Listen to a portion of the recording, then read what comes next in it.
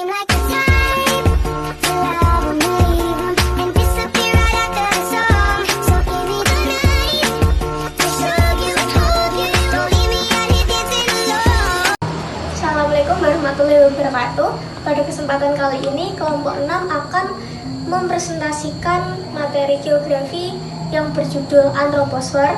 Anggota kelompoknya terdiri dari Jovita, Ratna, Aura, Rizky, dan Arum.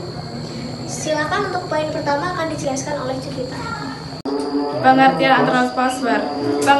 Pengertian antroposfer berasal dari bahasa Yunani, yaitu anthropos yang berarti manusia dan spaira yang memiliki arti lapisan. Oleh karena itu, fenomena yang menunjukkan manusia di permukaan bumi yang aktivitasnya disebut antroposfer. Hal ini meliputi potensi masyarakat, penyebaran masyarakat, kepadatan masyarakat, dan permasalahan masyarakat. Oleh karena itu, fenomena antroposfer bisa dipelajari melalui demografi. Komposisi penduduk dibedakan menjadi dua, yaitu fungsi komposisi penduduk dan jenis komposisi penduduk. Fungsi komposisi penduduk memiliki beberapa contoh, yaitu memudahkan pemangku kepentingan untuk mengetahui gambaran di suatu wilayah dalam berbagai kriteria. Kedua, memberikan kemudahan kepada pemerintah untuk merencanakan strategi dalam suatu kriteria. Oke, jenis komposisi penduduk dibedakan menjadi 5. Yang pertama, komposisi penduduk menurut umur dan jenis kelamin. Ini diklasifikasikan menjadi 3. Yang pertama, piramida ekspansif. Memiliki karakteristik berupa tingginya jumlah penduduk usia muda, angka kelahiran tinggi, dan pertumbuhan penduduk sangat cepat. Contohnya di Indonesia, Brazil, dan India.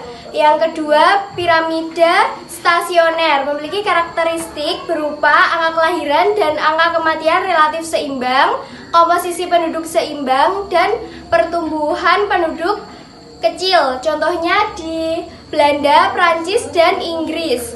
Yang ketiga, piramida konstruktif. Memiliki karakteristik berupa tingginya jumlah penduduk usia tua, pertumbuhan penduduk lambat, dan angka harapan hidup tinggi. Contohnya di Jerman, Swiss, Belgia, dan Singapura.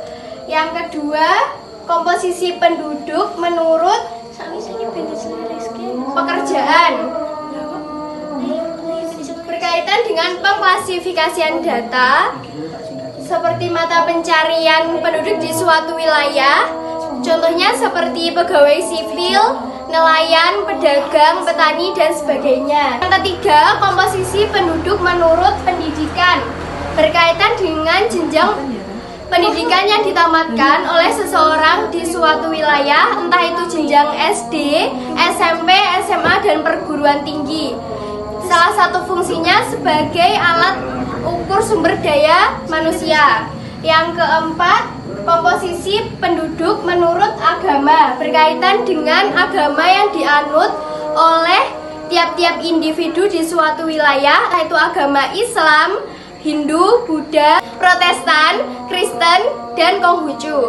Yang kelima, komposisi penduduk menurut tempat tinggal. Berkaitan dengan lokasi atau tempat tinggal yang dihuni oleh suatu penduduk seperti kota dan desa. Poin ketiga ada keberadaan penduduk, ada 3 poin. Yang pertama ada kematian, kedua ada migrasi, ketiga ada pertambahan penduduk. Pertambahan penduduk ini dipengaruhi karena adanya ketiga poin tersebut. Nah, poin pertama adanya faktor bertambahnya jumlah penduduk karena kurangnya pengetahuan masyarakat untuk berprogram KB keluarga berencana, dan adanya pandangan atau pikiran bahwa tambah anak tambah rezeki. Poin kedua ada migrasi karena di sebuah migrasi ini terjadi karena suatu pulau yang berlebih penduduknya sehingga dari desa pindah ke kota untuk mensejahterakan kehidupan. Selain itu, yang poin kedua ada poin ketiga ada kematian.